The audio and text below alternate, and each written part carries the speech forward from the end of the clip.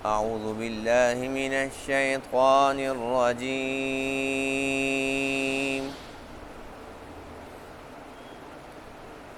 بسم الله الرحمن الرحيم.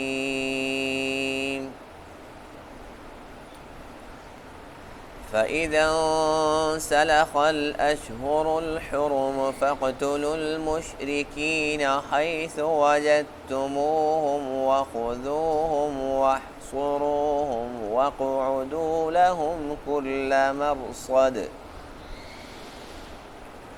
فإن تابوا وأقاموا الصلاة وآتوا الزكاة فخلوا سبيلهم إن الله غفور رحيم. وإن أحد من المشركين استجارك فأجره حتى يسمع كلام الله ثم أبلغه مأمنه ذلك بأنهم قوم لا يعلمون. صدق اللہ العظیم.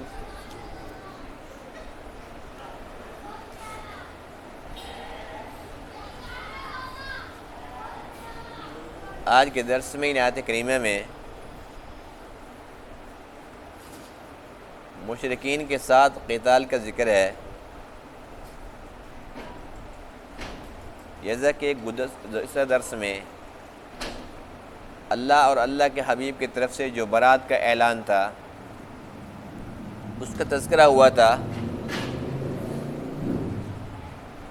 کہ 10 ذی الحج کو حضرت علی رضی اللہ تعالیٰ عنہ نے حضور علیہ الصلوۃ والسلام کے حکم سے مشرکوں کے سامنے یہ اعلان فرمایا تھا کہ 4 مہینے کی مہلت ہے، اس دوران یا تو اسلام قبول کر لو یا یہ کہ یہ ملک چھوڑ کر چلے جاؤ.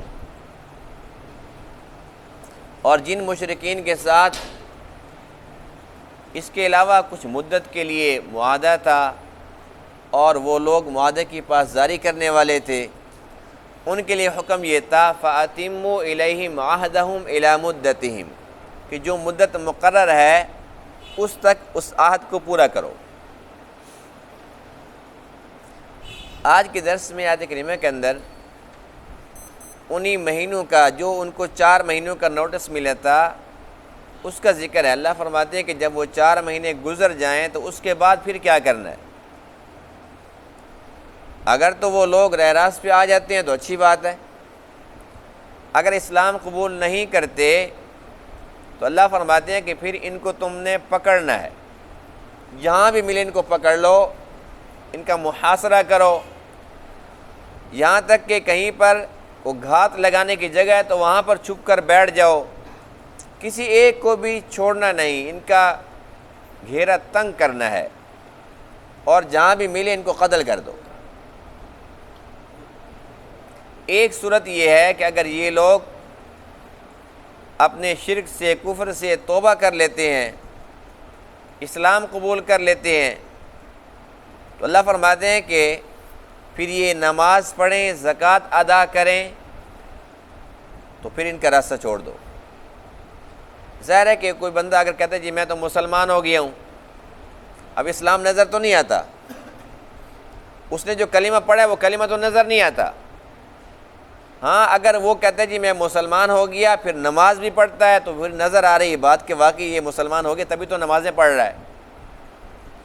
نماز پڑھتا ہے لیکن زکوٰۃ نہیں دیتا، ہو سکتا ہے کہ ڈر کے ساتھ یہ نماز پڑھ رہا ہو.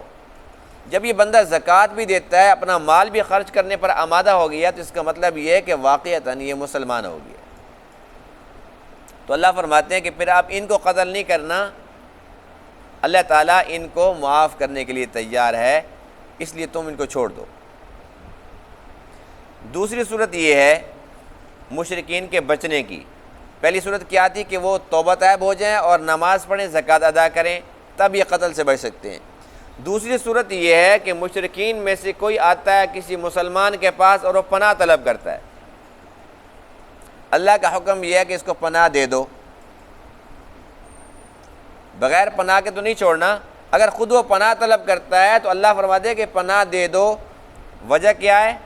فرمایا کہ جب تمہاری پناہ میں آ جائیں گے پھر یہ اللہ کا کلام سنیں گے، تمہارے اخلاق کو دیکھیں گے، تو اللہ کا کلام سن کے آپ کے اخلاق سے متاثر ہو کر پھر ہو سکتا ہے کہ یہ بھی مسلمان ہو جائیں۔ پھر اگر کوئی مشرک، کوئی کافر پناہ طلب کرتا ہے، اس نے پناہ طلب کر لی، اس کے بعد اللہ فرماتے ہیں کہ یہ نہیں ہے کہ بس پناہ دے دی اور جب وہ پناہ کا وقت ختم ہوا اس کے بعد اس کو یہ قتل کر دو، محفوظ مقام تک، امن کی جگہ پر اس کو پہنچا دو۔ پناہ تو طلب کی تھی، 2 دن 4 دن تک آپ کی پناہ میں نہ، ہفتہ مہینہ آپ کی پناہ میں نہ، اس کے بعد جب وہ وقت ختم ہوتا ہے وہ کہتے ہیں جی میں نے گھر جانا ہے، میں نے فلاں علاقے میں جانا ہے، تو اللہ فرماتے ہیں کہ ان کو وہاں تک بھی جانے دو، تاکہ اچھے طریقے سے سوچ سمجھ کے پھر یہ فیصلہ کریں۔ اور یقیناً جب کوئی بھی کافر مسلمانوں کے پاس کچھ دن رہے گا اور ان کے اخلاق کو دیکھے گا، ان کی عبادت کو دیکھے گا، اللہ اور اللہ کے رسول سے محبت کو دیکھے گا، پھر جب وہ گھر چلا جائے گا اور وہ یہ بھی دیکھے گا کہ میں نے ان سے پناہ مانگی، امن طلب کیا، انہوں نے مجھے پناہ بھی دی، پھر مجھے محفوظ مقام تک بھی پہنچا دیا، اس بات سے اس کے دل پر ضرور اثر ہوگا۔ اگر ان تمام باتوں سے بھی کسی بندے پر کوئی اثر نہیں ہوتا تو پھر یہ اس کی اپنی بدنصیب اور محرومی کی بات ہے۔ تو اللہ فرماتے ہیں کہ چونکہ یہ کم علم لوگ ہیں، بلکہ بے علم لوگ، ان کے پاس علم نہیں ہے، اس لیے ان کو موقع دو، اپنے قریب کرو۔ مقصد قتل نہیں ہے، مقصد یہ کہ اللہ کا کلمہ بلند ہو۔ مشرکوں کو مارنے سے مسلمانوں کو کیا ملنا ہے؟ مقصد یہ ہے کہ ہر ایک مشرک وہ سوچنے پر مجبور ہو جائے کہ میں اپنے شرک پر تو قائم نہیں رہ سکتا، اب میں کروں تو کیا کروں۔ اس کا گھیرا جب تم بالکل تنگ کر دو گے پھر وہ اپنے دماغ کو استعمال کرے گا، اور جب وہ سوچ و وچار کرے گا تو بالآخر اسی نتیجے پر پہنچے گا کہ واقعی اسلام حق سچ ہے۔ فَإِذَا انْسَلَخَ الْأَشْهُرُ الْحُرُمُ، بس جب گزر جائیں حرمت والے مہینے، فَقْتُلُوا الْمُشْرِكِينَ، تو تم مشرکین کو قتل کرو، حیث وجدتموہم، جہاں بھی ان کو تم پاؤ، وَخُذُوهُمْ، اور تم ان کو پکڑو، وَاحْصُرُوهُمْ، اور ان کا محاصرہ کرو، وَاقْعُدُوا لَهُمْ، اور تم بیٹھو ان کے لیے، کل مرصد، ہر گھات لگانے کی جگہ پہ۔ فَإِن تَابُوا، اگر یہ لوگ توبہ کر لیں، وَأَقَامُوا الصَّلَاةَ، اور نماز قائم کریں، وَآتَوُا الزَّكَاةَ، اور زکوٰۃ ادا کریں، فَخَلُّوا سَبِيلَهُمْ، ان کا راستہ چھوڑ دو۔ ان اللہ غفور، بے شک اللہ تعالیٰ بہت زیادہ معاف فرمانے والا، رحیم، بہت ہی مہربان ہے۔ وَإِنْ أَحَدٌ مِّنَ الْمُشْرِكِينَ، اور اگر مشرکین میں سے کوئی ایک استجارک، آپ سے پناہ طلب کرتا ہے، فَأَجِرْهُ، بس اس کو پناہ دے دیجیے، حَتَّى يَسْمَعَ كَلَامَ اللَّهِ، یہاں تک کہ یہ اللہ کا کلام سنے گا، ثُمَّ أَبْلِغْهُ مَأْمَنًا، پھر اس کو امن کی جگہ پر، اس کے محفوظ مقام پر بھی پہنچاؤ۔ ذَلِكَ بِأَنَّهُمْ، یہ سب اس وجہ سے ہے، قوم لا يعلمون، کہ یہ ایسے لوگ ہیں جو کچھ جانتے نہیں ہیں۔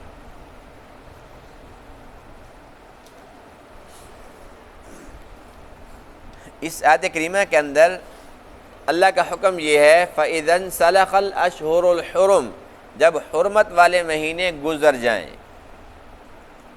اس سے مراد وہ حرمت والے مہینے نہیں ہیں جن کو اللہ نے حرمت والا بنایا ہے۔ 4 مہینے سال کے اندر ایسے ہیں، ذی قعدہ، ذی الحجہ، محرم اور رجب، 3 مہینے اکٹھے ہیں، ایک الگ ہے۔ یہ 4 مہینے ایسے ہیں، اس کا ذکر انشاءاللہ آئندہ آیات میں بھی آ جائے گا۔ اللہ فرماتے ہیں کہ جب سے میں نے آسمان و زمین کو پیدا کیا ہے تب سے میں نے ان کو حرمت والا بنایا۔ زمانہ جاہلیت کے اندر بھی جو مشرک لوگ تھے ان مہینوں کا احترام کرتے تھے، ان مہینوں کے اندر وہ جنگ بندی کر دیتے تھے، یہاں تک کہ جو چور تھے، ڈاکو تھے، وہ چوری اور ڈاکہ چھوڑ دیتے تھے۔ جو لٹیرے تھے، قاتل تھے، وہ قتل و غارت چھوڑ دیتے تھے، وہ کہتے تھے کہ بھائی حرمت والے مہینے۔ ڈاکو بھی احترام کرتے تھے، قاتل بھی احترام کرتے تھے۔ بڑی بڑی جنگیں، پرانی جنگیں ان مہینوں کے اندر رک جاتی تھی، اور ہر ایک امن کے ساتھ تجارت کرتا تھا، بے شک وہ مسلم تھا، غیر مسلم تھا، موحد تھا یا مشرک تھا، کیونکہ یہ حرمت والے مہینے گنے جاتے تھے۔ تو وہ 4 مہینے حرمت والے ہیں۔ لیکن آج کے درس میں اس آیت کریمہ کے اندر یہ جو حرمت والے مہینے ہیں جن کا تذکرہ ہے، یہ وہ 4 مہینے نہیں ہیں، بلکہ یہ وہ 4 مہینے ہیں جن 4 مہینوں کی اللہ اور اللہ کے رسول کی طرف سے ان کو مہلت ملی تھی۔ یہ وہ مہینے نہیں تھے۔ یہ اعلان کب ہو رہا تھا؟ کچھ یاد ہے؟ الحمدللہ سب کو بھول گیا نا؟ جی 9 ذی الحج کو۔ کسی اور کو یاد ہے؟ جی یوم الحج الاکبر، حج اکبر کے دن، بھول گیا نا؟ آج کل ویسے بھی سارے پریشان ہیں بیچارے، یہ نہیں پتہ صبح ناشتے میں کیا کھایا تھا، کہاں باتیں یاد رہتی ہیں۔ میں نے عرض کیا تھا کہ حج اکبر کے دن یہ اعلان ہوا تھا، اور حج اکبر کی تفصیل بھی بتلائی تھی کہ وہ 10 ذی الحج ہے۔ اور میں نے یہ بھی بتایا تھا کہ لوگوں کے یہاں یہ بات مشہور ہے کہ یوم عرفہ اگر جمعے کے دن آ جائے تو کہتے ہیں جی حج اکبر مجھے نصیب ہو گیا ہے۔ اس کی حقیقت کچھ بھی نہیں ہے۔ جو بھی حج کرنے جاتا ہے ہر ایک کو حج اکبر نصیب ہوتا ہے۔ یہ ہے 10 ذی الحج، جب حاجی یعنی کہ کنکنے بھی مارتا ہے، حلق بھی کراتا ہے، قربانی بھی کرتا ہے، اور اسی میں پھر طواف زیارت بھی کرتا ہے، تو یہ حج اکبر کا دن ہے۔ حضرت علی رضی اللہ عنہ نے یہ جو اعلان فرمایا تھا، یہ حج اکبر کے دن اعلان تھا۔ وَأَذَانٌ مِّنَ اللَّهِ وَرَسُولِهِ إِلَى النَّاسِ يَوْمَ الْحَجِّ الْأَكْبَرِ، یوم الحج الاکبر، حج اکبر کے دن یہ اعلان تھا کہ اللہ اور اللہ کے رسول کی طرف سے برات کا اعلان سن لو۔ اور اس میں 4 مہینوں کی مہلت تھی۔ اب 10 ذی الحج کو یہ اعلان ہوا ہے، تو ذی الحج کے بعد اگلا مہینہ کون سا ہے؟ جی محرم نا، تو 10 محرم تک ایک مہینہ، 10 صفر، 10 ربیع الاول اور 10 ربیع الثانی، یعنی کہ 10 ربیع الثانی تک یہ 4 مہینے ہیں جن کو اللہ فرماتے ہیں فَإِذَا انْسَلَخَ الْأَشْهُرُ الْحُرُمُ، جب یہ حرمت والے مہینے، چونکہ اللہ نے مہلت خود دی ہے، اب ان مہینوں کا احترام واجب ہوگی۔ 4 مہینوں تک مہلت ہے، جب یہ گزر جائیں اور وہ لوگ راہ راست پہ نہیں آتے فَقْتُلُوا الْمُشْرِكِينَ، اب ان کو تم قتل کرو۔ یہ اللہ کے حکم ہے۔ جیسے دیکھو اب مسجد حرام ہے، ظاہر سی بات ہے کہ وہ حرم ہے، وہاں پر قتال نہیں کرنا، کسی کے ساتھ لڑائی نہیں کرنی، لیکن اللہ کیا فرماتے ہیں وَلَا تُقَاتِلُوهُمْ عِنْدَ الْمَسْجِدِ الْحَرَامِ، ان کافروں کو مسجد حرام کے پاس قتل نہ کرو حَتَّى يُقَاتِلُوكُمْ فِيهِ، ہاں اگر وہ تمہارے ساتھ لڑائی کرتے ہیں پھر چھوڑنا بھی نہیں۔ فَإِنْ قَاتَلُوكُمْ فَقْتُلُوهُمْ، اگر وہ احترام نہیں کرتے حرم کا تو پھر حرم کے احترام کے اندر تم آرام سے نہ بیٹھے رہنا، اگر یہ وہاں پر لڑائی کرتے ہیں تو تم بھی لڑائی کر سکتے ہو۔ 4 مہینے کی مہلت ہے، جب وہ گزر جائے فَقْتُلُوا الْمُشْرِكِينَ، قتل کرنا ہے، اور صرف یہ نہیں کہ بس کہیں مل جائیں تو نہیں، حیث وجدتموہم، جہاں بھی مل جائیں، وخذوہم، پکڑو، واحصروہم، اگر بہت بڑا علاقہ ہے تو اس کا گھیرا تنگ کر دو، محاصرہ کرو، وَقْعُدُوا لَهُمْ كُلَّ مَرْصَدٍ، کہیں پر چھپ کے بیٹھنے کی جگہ ہے، وہاں سے وہ گزرتے ہیں، چھپ کے بیٹھ جاؤ، یعنی کہ چھوڑنا نہیں ہے ان کو۔ اللہ کی چاہت کیا تھی کہ میرے گھر کے اندر شرک بھی نہ ہو اور مشرک آئے ہی نہیں۔ فرمایا کہ اگر وہ اسلام قبول کر لیتے ہیں، وہ توبہ طیب ہو جاتے ہیں، پھر اس کی نشانی تو ہوگی، اور نشانی یہی ہے وَأَقَامُوا الصَّلَاةَ وَآتَوُا الزَّكَاةَ، کہ وہ نماز پڑھتے ہیں اور زکوٰۃ ادا کرتے ہیں، فَخَلُّوا سَبِيلَهُمْ، اب ان کا راستہ چھوڑ دو۔ اس سے پتہ چلتا ہے کہ اللہ کے ہاں نماز اور زکوٰۃ کا کیا مقام اور مرتبہ ہے۔ اس لیے کہ جو نماز ہے، حدیث پاک میں ہے کہ یہی تو ایک فرق کرنے والی چیز ہے ایک مسلمان اور کافر کے درمیان۔ کہ مسلمان پڑھتا ہے اور کافر نہیں پڑھتا۔ افسوس کی بات یہ کہ آج ہم مسلمان ہیں، کتنے لوگ پڑھتے ہیں اور کتنے نہیں پڑھتے آپ سب جانتے ہو۔ اور نماز ایک ایسی عبادت ہے، یہ ام العبادات المقربہ الی اللہ، اللہ کا قرب دلانے والی عبادات کی ماں۔ جو نماز نہیں پڑھتا تو باقی دین پہ کیسے عمل کرے گا؟ ایک حدیث پاک میں ہے کہ قبر کے اندر بھی سب سے پہلے نماز کے متعلق پوچھ ہوگی۔ اگر نماز ٹھیک تو سب کچھ ٹھیک، نماز خراب تو سب کچھ خراب۔ نماز جو ہے، نماز اور زکوٰۃ، یہ دونوں ایسی عبادتیں ہیں کہ نماز کے ساتھ انسان کا اللہ کے ساتھ تعلق قائم ہوتا ہے اور زکوٰۃ کے ساتھ بندوں سے تعلق قائم ہوتا ہے۔ یعنی کہ جو نماز ہے اس سے حقوق اللہ کی ادائیگی کا درس ملتا ہے اور زکوٰۃ کے ساتھ حقوق العباد کی ادائیگی کا درس ملتا ہے۔ اور دین ہے تو یہی حقوق اللہ اور حقوق العباد۔ جب ایک انسان نماز پڑھتا ہے اس کے اندر نماز والی صفات آتی ہیں، وہ صفت صلاۃ پر آ جاتا ہے۔ جو 5 وقت پابندی کے ساتھ باجماعت نماز پڑھے گا، کسی بندے کے ساتھ اگر کوئی وہ وعدہ کر بیٹھتا ہے تو وہ پرفیکٹ ٹائم پہ پہنچے گا۔ اس کو عادت ہے، نماز جو 1 بجے پڑھتا ہے تو وہ 1 بجے پڑھتا ہے ہر روز، 1 والی 3 بجے تو نہیں پڑھتا وہ۔ جو نماز ہے، اب عشاء کی نماز ہم کس ٹائم پڑھ رہے ہیں؟ اب جو 7:30 نماز پڑھ رہا ہے وہ 10:30 تو نہیں پڑھتا۔ جس کو کہے گا جی میں عشاء کی نماز کے بعد ملوں گا، میں آپ کو 8 بجے ملوں گا، تو 8 کا مطلب 8 ہوگا، کیونکہ اس کی عادت ہے نا، 7:30 پہ پکا آتا ہے، 1 بجے پکا آتا ہے، ہر نماز کے ٹائم کا اس کو معلوم ہے، اس کی پابندی کا خیال کرتا ہے۔ جو بے نمازی ہے وہ کہے گا جی 10 بجے صبح ملیں گے، شام کے 10 بج جائیں گے، اسے پرواہ نہیں ہے۔ اس لیے کہ جب اس نے اللہ کے ساتھ جو وعدہ کیا جب اس پر پورا نہیں اترا، بندوں کے ساتھ وعدہ کرے گا اس پہ اس نے کیا پورا اترنا ہے؟ شیخ سعدی رحمہ اللہ فرماتے ہیں کہ جو بندہ نماز نہیں پڑھتا اس کو قرض بھی نہ دو، اس لیے کہ جس نے اللہ کے حق کو ضائع کر دیا تمہارے حق کو ضائع نہیں کرے گا۔ بے نمازی کو قرض بھی نہ دو۔ تو بہرحال چونکہ ام العبادات ہے، اللہ فرماتے ہیں کہ اگر یہ لوگ نماز قائم کرتے ہیں اس کے بعد پھر زکوٰۃ ادا کرتے ہیں، ایک بندہ زکوٰۃ دیتا ہے وہ یہ ثابت کرتا ہے کہ مجھے اس مال سے محبت نہیں ہے، جو مال دینے والا رب ہے اس سے محبت ہے۔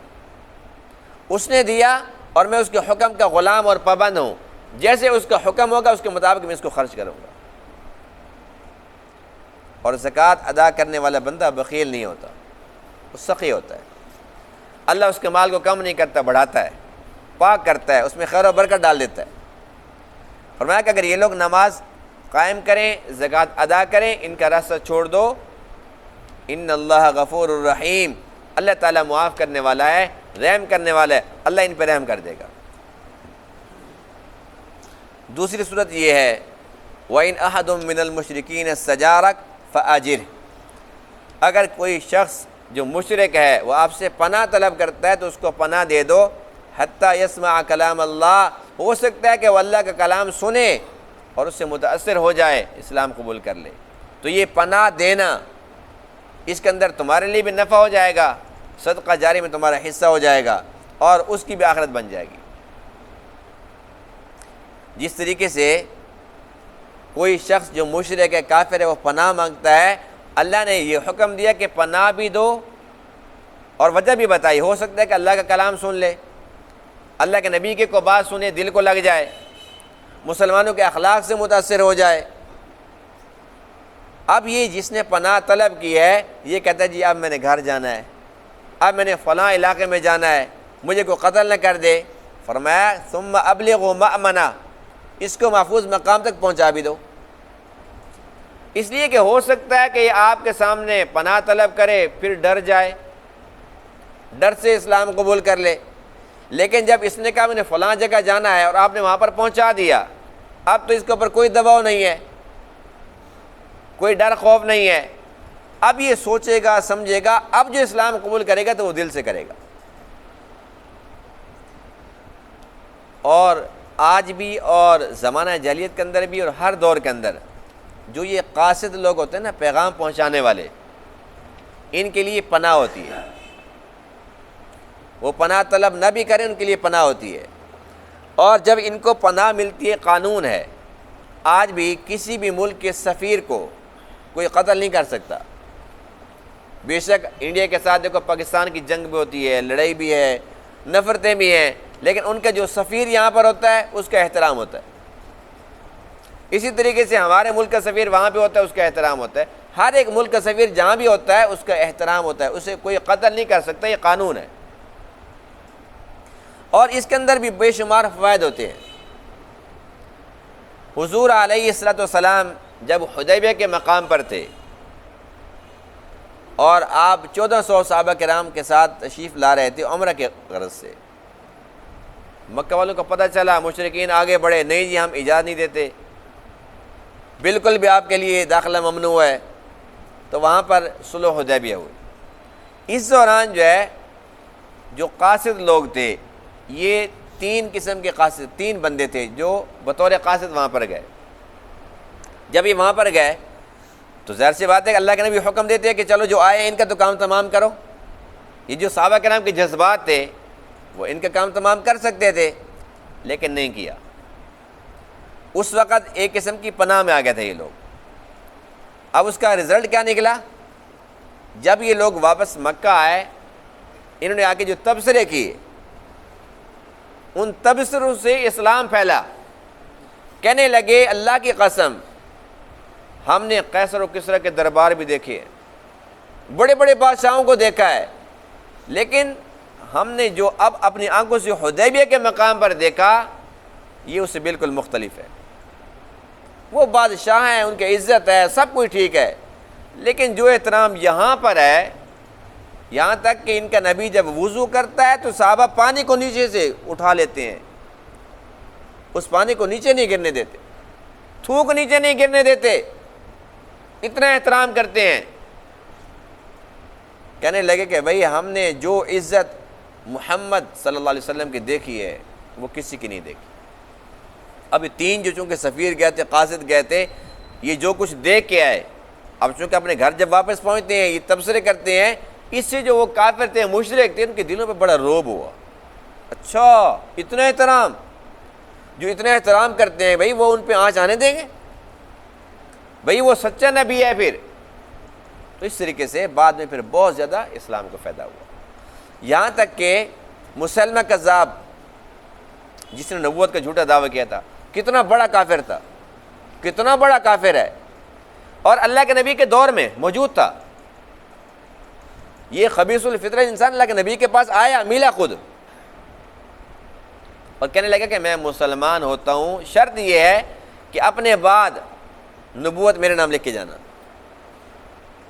اللہ کے نبی فرماتے ہیں کہ یہ سو کی چھڑی پڑی تھی کھجور کی، فرمایا کہ میں تمہیں یہ بھی دیکھ کے راضی نہیں ہوں، تو نبوت مانگتا ہے مجھ سے، میں تو اللہ کا آخری نبی ہوں، میرے بعد کوئی نبی ہے ہی نہیں، یہ تو کیسی باتیں کرتا ہے۔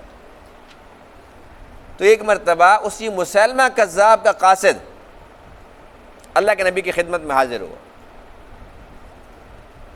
اور چونکہ وہ قاصد تھا، وہ آیا اور اس نے پیغام پہنچایا۔ اللہ کے نبی پوچھ رہے ہیں اس سے کہ کیا تیرا بھی ایمان ہے کہ مسلمہ وہ اللہ کا واقعی نبی ہے، اس کی نبوت پر تیرا ایمان ہے؟ اس نے کہا ہاں میرا ایمان ہے۔ اس سے بڑا کوئی کفر تھا؟ اللہ کے نبی کے سامنے کیا بک رہا ہے کہ میں مسلمہ کذاب کو نبی مانتا ہوں۔ اللہ کے نبی کیا ارشاد فرما رہے ہیں کہ اگر قاصد کو قتل کرنا میرے قانون میں ہوتا تو تجھے ضرور قتل کرتا، لیکن میرے قانون میں نہیں ہے کہ میں قاصد کو قتل کروں، اس لیے یہاں سے دفع ہو جاؤ۔